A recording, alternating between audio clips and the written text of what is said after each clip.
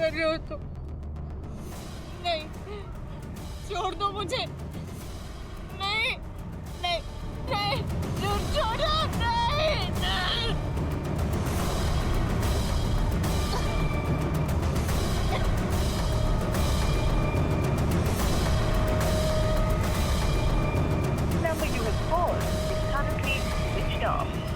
हमने बुआ और चाचा दोनों को फोन ट्राई किए, लेकिन दोनों को फोन स्विच ऑफ आ रहे हैं।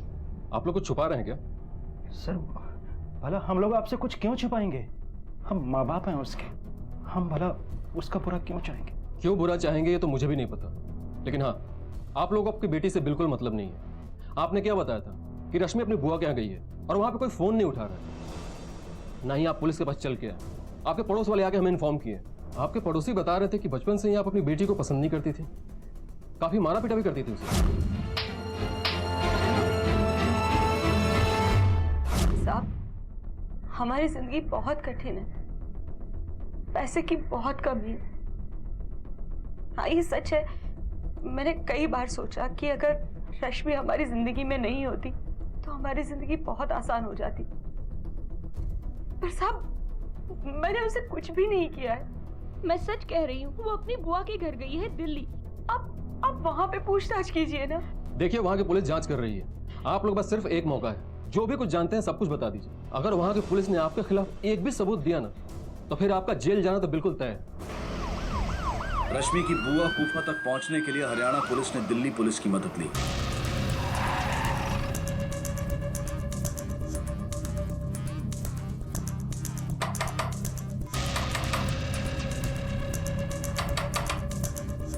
नीलेश, लगता है घर में कोई नहीं है, पड़ोसियों को बुला। Okay sir. कब से नहीं देखा इन लोगों को? सर 2 दिन से। नीलेश, चलो दरवाजा तोड़ो।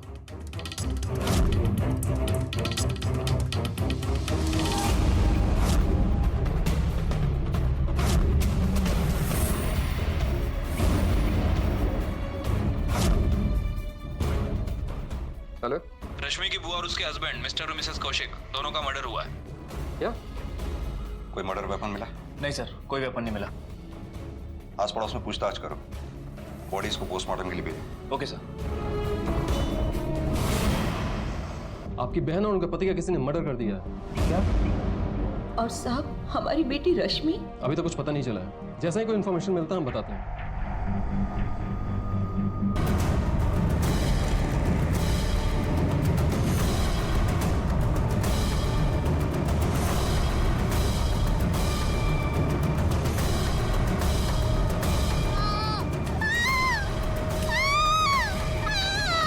इस घर में और कौन कौन रहता है? ये दोनों ही थे साहब। इनका एक बेटा है अविनाश और एक बेटी है अंकिता। बेटा ज्यादातर हॉस्टल में ही रहता है, बेटी साथ में ही रहती थी।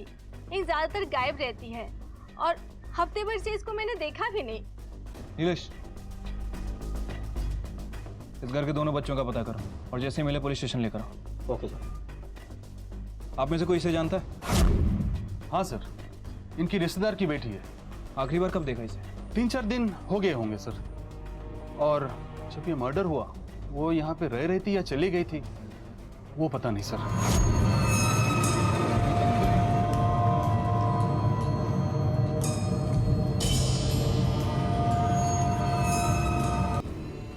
अगर तुम हमें बता दो कि वो कहाँ है। तो ये मैं नहीं जानता सर, लेकिन मेरे पापा बहुत अच्छे थे सर। वो मेरे बहन से ज्यादा मुझे मानते थे, लेकिन जब से अंकिता गायब हो गई तो उन्हें लगा कि किसी के साथ भाग गई होगी, इसीलिए उन्होंने आपसे कंप्लेंट नहीं की। तुम चाहती हो पुलिस में जाकर ढिंडोरा पीटे, बाकी जो इज्जत बची है वो भी गवा दें? एक बात ध्यान रखना, तुम और तुम्हारी लड़की कोई भी पुलिस स्टेशन गया तो मैं छोड़ूंगा नहीं। ना कि माँ को कर दे दिया। लेकिन तुम्हारे मामा की बेटी, तुम्हारी फर्स्ट कजिन, वो रश्मि, वो कहाँ है? मेरी कजिन नहीं है सर, वो मेरी बहन है सर। मेरे मम्मी पापा है, उसके मम्मी पापा है सर।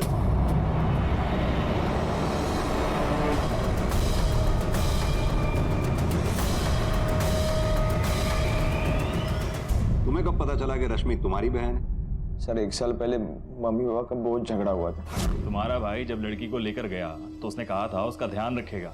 आसपास फटकने नहीं देगा। लेकिन अब क्या हो गया, वो लड़की सारी छुट्टियां हमारे घर में आकर बिताती है, हैं? और तुम्हें और तुम्हारे भाई को कोई शर्म नहीं आती है? मेरा भाई बीमार है, समझ में आई? और वैसे भी वो तुम्हारी भी बेटी है। अगर थोड़े दिन छुट्टियां बिताने यहाँ पर आ भी गई तो तुम्हें प्रॉब्लम क्या है? प्रॉब्लम है, उस लड़की को देखकर मुझे तुम्हारे धोखे की याद आती है, समझे तुम? मैंने कोई धोखा नहीं दिया तुम्हें।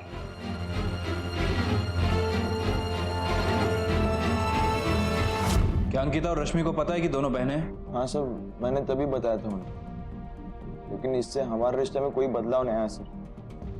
मैं जानता था कि पापा ये रिलेशन कभी एक्सेप्ट नहीं करने वाले। मैंने उन्हें बहुत समझाया। वो इस बार पे भी घर पे आए तो हम तीनों अच्छे तरीके से रहे। रश्मि की माँ को पूछताछ के लिए बुलाओ।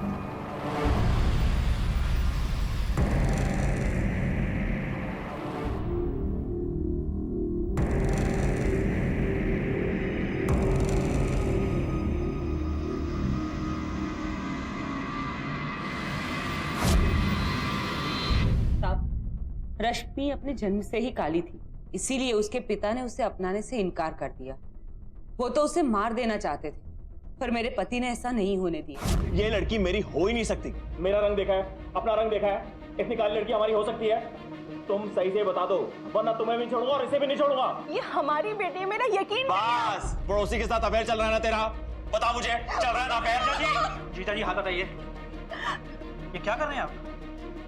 मेरी बहन ऐसी बिल्कुल नहीं है। देखिए, मुझे कोई बकवास नहीं सुननी है, बस मैं इतना जानता हूँ कि मेरी बेटी नहीं हो सकती है, समझे आप? मुझे इससे छुटकारा चाहिए, बस। ठीक है, लाओ मुझे दो।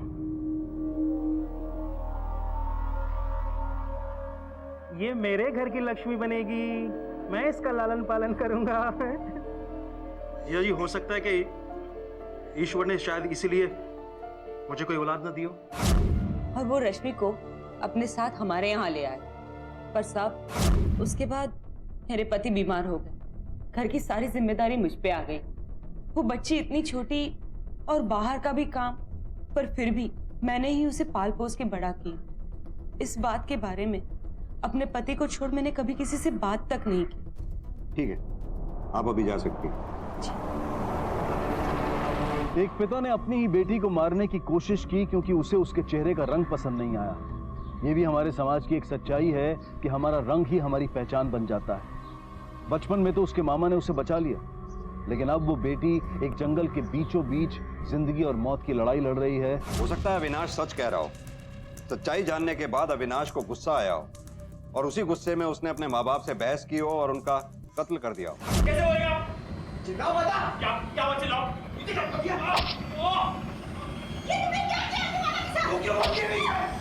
हो सकता है उसने रश्मि और अंकिता को भी कहीं छुपा दिया और बाद में उनका भी कत्ल कर दिया हो। सर, ऐसा भी तो हो सकता है कि रश्मि को अपने माँ बाप और बहन अंकिता पे गुस्सा आ गया। गुस्से और बदले की भावना में आकर उसने सबसे पहले अपने माँ बाप को मारा और उसके बाद बहन अंकिता को। क्योंकि सर, वारदात के समय अविनाश घर पे नहीं था, इसलिए वो बच गया। दूसरे माँ बाप हो आप लोग। आप लोगों ने बचपन में मुझे किसी और के हवाले कर दिया। मैं आप लोगों का खून थी, ये मुझे अभी पता चल रहा है। कोई नहीं थी हमारा खून। चल निकल इस घर से, निकल इस घर से। आप तो बाप कहलाने के भी लायक नहीं हो। क्या किया तुमने? हो सकता है, या फिर हो सकता है कि रश्मि की सच्चाई जानने के बाद अंकिता को गुस्सा आया हो। उसी गुस्से में आकर अंकिता ने रश्मि को लेकर अपने माँ बाप से सवाल जवाब किए हो। अंकिता, ये क्या किया तुमने? ये केस बहुत उलझा हुआ है। फिलहाल हमें रश्मि और अंकिता को ढूंढना होगा। और वैसे भी मेरा सबसे ज्यादा शक इस रश्मि पर है। सबसे स्ट्रॉन्ग मोटिव इस मर्डर का उसी के पास था।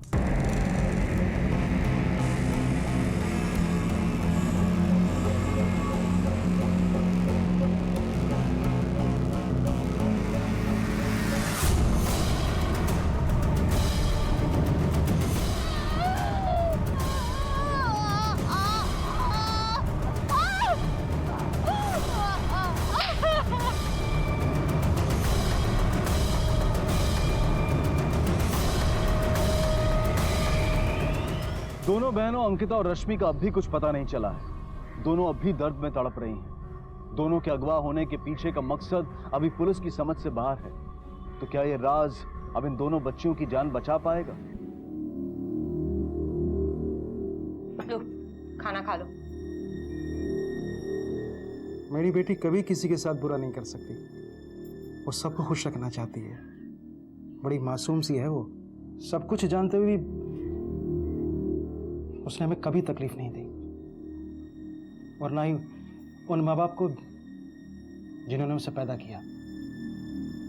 और पुलिस वाले कहते हैं कि उसने कत्ल किया, और तुम भी वापस आ गई। मैं वहां रह के क्या करती? तुम्हारी रश्मि की वकील थोड़ी हूँ, और वो ऐसी किस्मत की काली लकीर लेके पैदा हुई है कि उसके साथ कुछ भी अच्छा नहीं हो सकता। ऊपर वाला ना सब देख रहा है। वो अच्छे लोगों के साथ बुरा नहीं कर सकता है। फिर तो तुम और तुम्हारी बहन बहुत बुरे लोग होंगे, है ना? अगर ये काम रश्मि का है तो वो अकेले इस काम को अंजाम नहीं दे सकते। अंकिता को मारना, उधर घर पे माँ बाप को मारना, जरूर कोई दूसरा है जिसने उसका साथ दिया होगा। लेकिन सर ऐसा कौन हो सकता? कि रश्मि के फोन रिकॉर्ड दोबारा से चेक करो। पिछले दिनों उसने किस किस से बात की है सबसे पूछताछ करो। हो सकता है उन्हीं में से कोई एक ऐसा हो जिस पर रश्मि को पूरा भरोसा हो, उसी ने रश्मि का साथ दिया हो। Okay sir. खोलो मुझे खोलो, बचाओ, कोई तो बचाओ। सर रश्मि के कॉल रिकॉर्ड से एक ऐसा नंबर पता चला है जो रश्मि के मर्डर के एक दिन पहले लगातार उससे कांटेक्ट में था। किसका नंबर है? सर किसी राजीव का नंबर है, मैंने उसकी डिटेल्स भी निकलवाई। ये राजीव कौन? रोशन, नो गांव में रश्मि के माँ बाप से फोन करके राजीव के बारे में पता करो। सर। और नीरज सर। इस अविनाश को फोन करके जरा राजीव के बारे में जानकारी हासिल करो। Okay sir.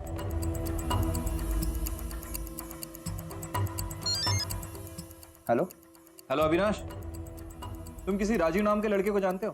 नहीं सर। क्यों, क्या हुआ? नहीं कुछ नहीं। ओके ठीक।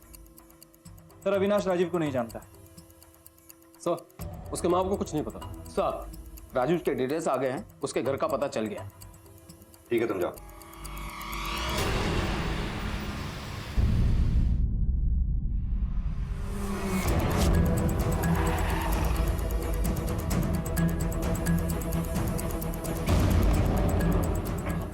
तुम्हें हमारे साथ पुलिस स्टेशन चलना होगा। और हुआ कैसा? रश्मि कहाँ है? सर मुझे नहीं मालूम। तो फिर जिस दिन रश्मि गायब हुई उसे फोन पर क्या बातें करते थे तुम? सर मैं और रश्मि एक दूसरे से प्यार करते हैं। जब वो पिछले साल आई तब मैं उससे मिला और हम दोस्त बन गए। तब से हम दोनों हमेशा छुप छुप के मिलते।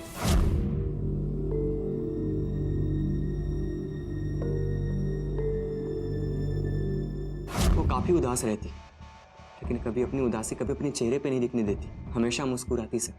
ज्यादा उसके दोस्त भी नहीं थे सर, सिर्फ उसका रूप देखते थे। उसे काली कहकर चिढ़ाते थे, लेकिन उसकी साथी को कोई नहीं देखता था। अच्छा, इस बोतल पर जरूर फिंगरप्रिंट होंगे, इसे भी लैब भेजो। रश्मि के मामा जिन्होंने उसकी जिंदगी में एक पिता की कमी को भरने की पूरी कोशिश की, लेकिन उनका दर्द, उनकी दुआएं और पुलिस दोनों रश्मि को बचाने में असफल रहे।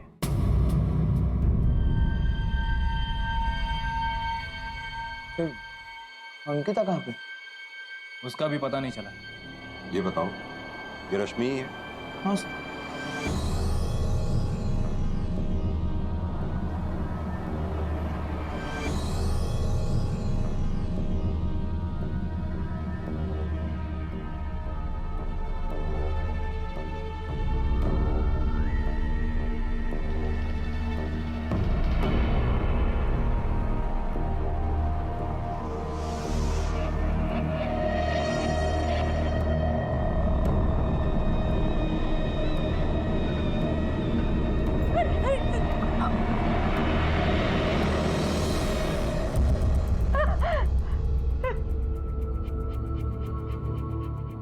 हो गई तुम्हारे मन को तसल्ली? मैं कभी नहीं चाहती थी कि रश्मि को कुछ हो जाए। मैं तो बस इतना ही चाहती थी कि वो हमारे घर से चली जाए। वो तो इस दुनिया से ही चली गई। कितने अरमानों से लेकर आया था रश्मि को घर।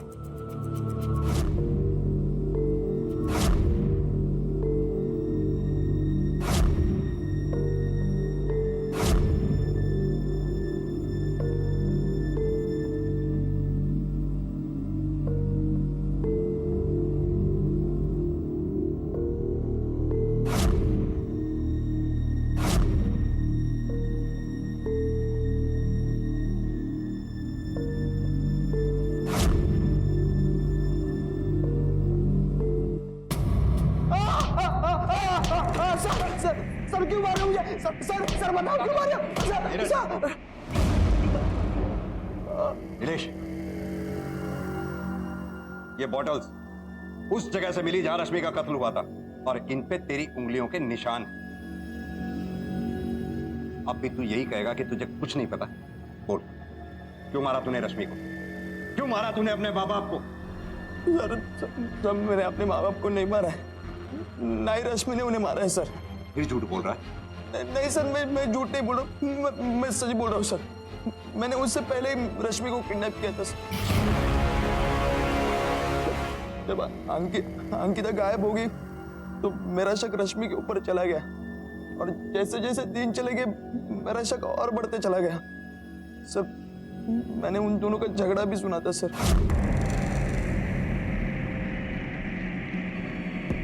पहले मैं तैयार हो जाऊं, फिर सुंदर बनने की कोशिश में अपना टाइम वेस्ट करते रहना। तुम समझती क्या हो अपने आप को? तुम्हें क्या लगा तुम मुझे धक्का दोगी और मैं चुपचाप बैठी रहूंगी? हमारे घर में रह के हमारा खाना खा के ऐसी बातें कर रही हो जैसे लग रहा है महारानी हो यहाँ की। जितना हक तुम्हारा है इस घर पे उतना मेरा भी है।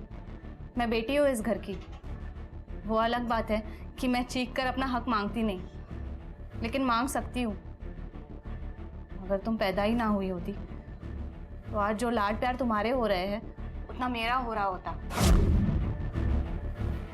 झगड़े के 2 दिन बाद अंकिता गायब हो गई सर, और जैसे जैसे दिन गुजरते गए वैसा वैसा शक मेरा बढ़ता गया और अंकिता वापिस नहीं आए तो मुझे पूरा यकीन हुआ कि ये सब रश्मि ने किया है।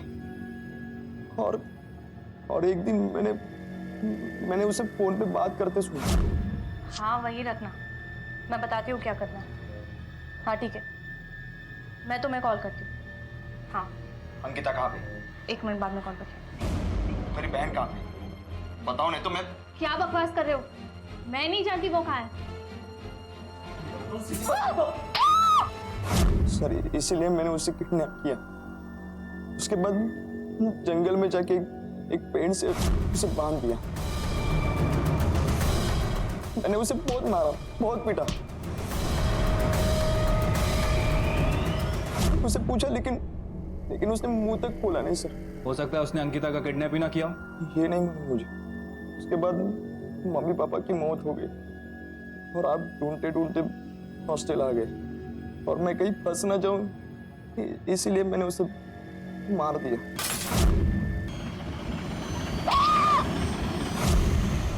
फंस तो तू अब भी गया। भाई बहन के रिश्ते से अद्भुत शायद ही कोई रिश्ता हो। दोनों साथ में बड़े होते हैं, खेलते हैं, लड़ते हैं। जो बात अपने माँ बाप से नहीं कह सकते एक दूसरे से कहते हैं। एक दूसरे की रक्षा के लिए राखी बांधते हैं। एक भाई को अपनी बहन से और बहन को अपने भाई से ज्यादा शायद ही कोई जानता हो। अविनाश का एक बहन के लिए प्यार दूसरी बहन के लिए जानलेवा बन गया।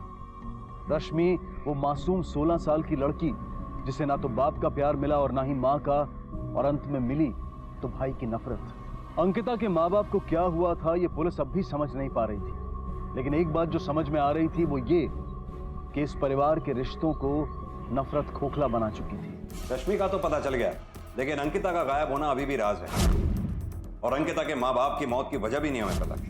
सर ऐसा भी तो हो सकता है कि रश्मि का कोई असली बाप हो जो रश्मि से मिलने मिस्टर कौशिक के घर गया, फिर उन दोनों के बीच बहस हुई हो और अचानक ये सब शुरू हुआ। हो सकता है, काफी पॉसिबिलिटीज भी हैं, क्योंकि अविनाश के पिता को लगता था कि उसकी बीवी ने किसी पड़ोसी के साथ मिलकर उसे धोखा दिया है। ये कौशिक के पड़ोस में रहने वाले सभी उस उम्र के आदमियों की लिस्ट निकालो। अंकिता, रश्मि, अविनाश, तीनों के फोन रिकॉर्ड्स में उन नामों को चेक करो।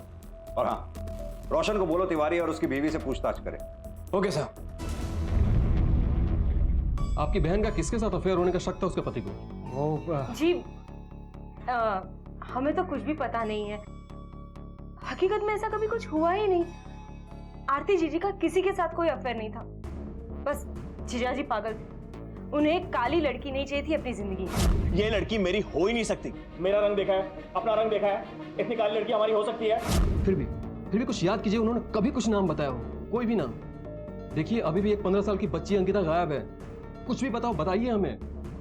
नहीं, उन्होंने नाम तो नहीं लिया था किसी का, लेकिन हाँ उनके घर से 2-3 घर छोड़कर एक द्विवेदी जी रहते हैं। वो अक्सर मेरी बहन से बातचीत किया करते थे, जो कि जीजा जी को बिल्कुल पसंद नहीं था।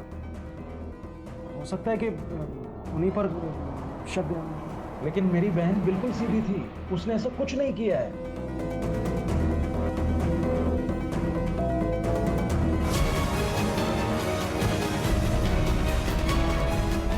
मिस्टर द्विवेदी जी, हमें आपसे रश्मि के सिलसिले में कुछ बात करनी है।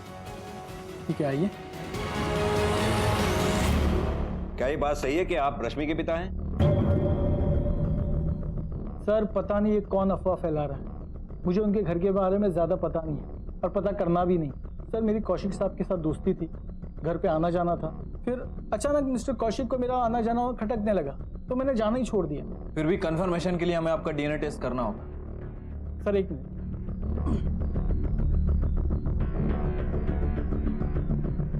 सर ये है डीएनए रिपोर्ट।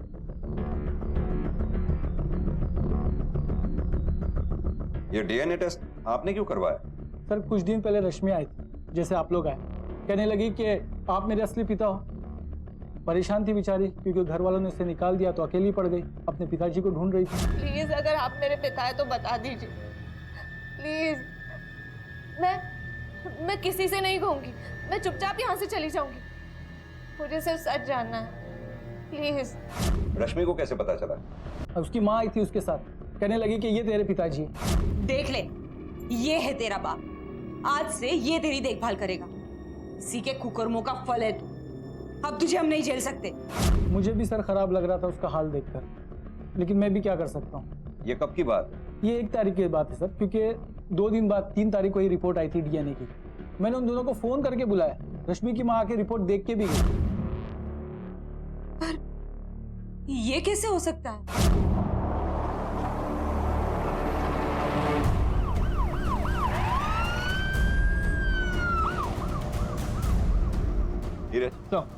ये द्विवेदी परिवार में कोई भी भरोसे के लायक नहीं। राइट सर, ये सविता को क्या जरूरत थी द्विवेदी के पास जाने की? एक काम करो, सविता को शहर बुलाओ पूछताछ करने के लिए, उसके कॉल रिकॉर्ड्स भी चेक करो और उसके पति की भी मेडिकल हिस्ट्री निकालो। देखो वो सच में बीमार है या बीमार होने का नाटक कर रहा है। Okay sir. अब बताओ, ये क्या नौटंकी चल रही है? क्या हुआ साहब? क्यों मारा जा रहा है मुझे? अपनी बेटी रश्मि का डीएनए टेस्ट करवाने के लिए उसे द्विवेदी के पास ले गई थी। हाँ साहब, मैं तो सिर्फ इतना चाहती थी कि द्विवेदी जी ये स्वीकार कर ले कि रश्मि उनकी बेटी है, उसकी पढ़ाई का और बाकी खर्च उठा ले तो हमारा घर भी सुकून से चलने लगे। और यही बात 13 जून को तुमने मिस्टर और मिसेस कौशिक से कही, और जब उन्होंने तुम्हारी बात नहीं मानी तुमने उन्हें भी मार दिया। क्यों? क्या साहब? ये हैं तुम्हारे कॉल रिकॉर्ड्स। इसमें साफ साफ लिखा है कि 13 तारीख को जब मिसेस एंड मिस्टर कौशिक का मर्डर हुआ तुम उस वक्त उनके घर पर थी। नहीं साहब,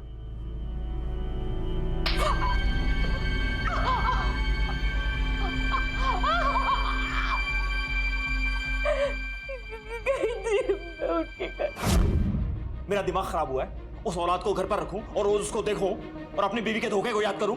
धोखे की कोई बात ही नहीं है, रश्मि आप ही की बेटी है।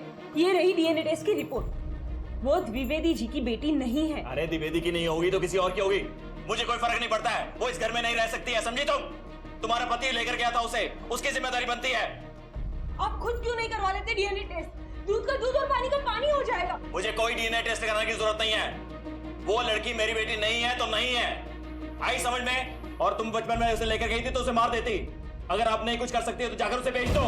अरे छी, कैसे बाप है आप, कैसे इंसान है। आप ही की वजह से आज मैं जैसी हूं ना वैसी हो गई हूं। आपका सारा गुस्सा मैं रश्मि पे उतारती थी, आप ही की वजह से आज मैं इतनी बुरी हो गई हूं। मैं जो होश हूं हो, लेकिन तेरे जैसी बांझ के ऊपर एहसान किया मैंने, समझी तो? चुप रहिए।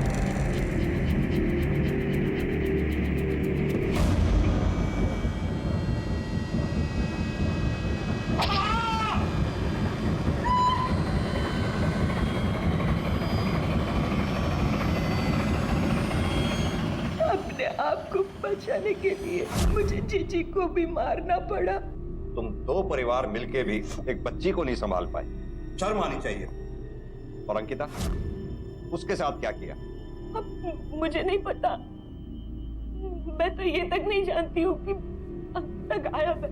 झूठ मत बोल। आप झूठ बोलने से क्या मिलेगा?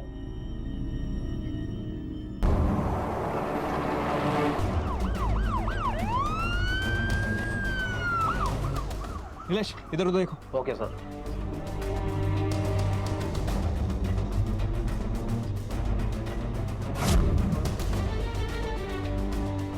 रश्मि मुझे दिन में 4 बार फोन करती, अंकिता कैसी है, ठीक भी है नहीं, खाना खाया है नहीं। मैं भी उसे रोज देखता, बेबस लाचार, अपने हाथों से खाना खिलाता, उसका ध्यान रखता, पर मेरी नीयत खराब हो गई और फिर मैंने उसका रेप कर दिया।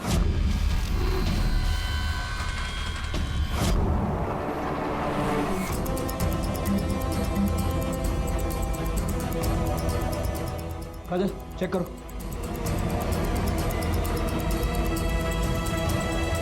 जिंदा है अभी। हॉस्पिटल ले चलो। और फिर जब रश्मि गायब हो गई तो मुझे लगा मामला और बढ़ सकता है, इसलिए मैं घर चला गया और अंकिता को वहीं छोड़ दिया। मुझे तो ये भी नहीं पता सर, अंकिता जिंदा भी है कि मर गई। अंकिता जिंदा है, लेकिन तूने उसे मारने में कोई कसर नहीं छोड़ी।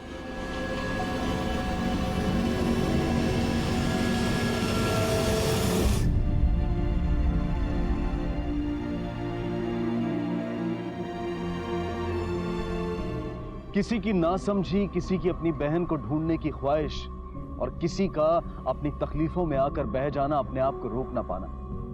बहुत सी वजहों से ये सब इस परिवार के साथ हुआ, लेकिन किसी ने भी एक दूसरे को समझने की कोशिश तक नहीं की। और इसका सबसे गहरा घाव उस बच्ची रश्मि पर था। सभी उस बच्ची को अपने से दूर करते गए, कभी रंग के नाम पर, कभी उसके लड़की होने की वजह से, तो कभी पैसों की कमी की वजह से। और इस सब के बीच वो बच्ची सिर्फ अपने परिवार का हिस्सा बनना चाहती थी।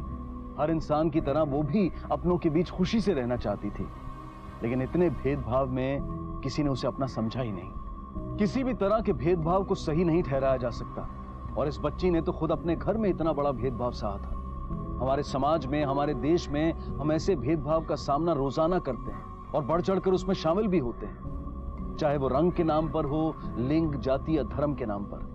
ये भेदभाव सिर्फ हमें तोड़ता है और हमारे समाज को भी, जिस तरह से इसने इस परिवार को तोड़ा। एक दूसरे का अपमान करके हमें नफरत के अलावा और कुछ हासिल नहीं हो, और रश्मि को तो ये सब खुद अपने पिता और अपने घर वालों से झेलना पड़ा, तो उसकी हालत का तो हम अंदाजा भी नहीं लगा सकते। लेकिन हम इतना जरूर कर सकते हैं कि हम अपने आसपास होने वाले भेदभाव के खिलाफ आवाज उठाएं और उसे रोकें। अब मैं अनूप सोनी आपसे विदा लेता हूं। फिर मुलाकात होगी अगले एपिसोड में एक और चौंका देने वाले केस के साथ। तब तक अपना और अपने परिवार का ख्याल रखें और देखते रहें क्राइम पेट्रोल डायल 100। सबक एक को, सीख हम सबको।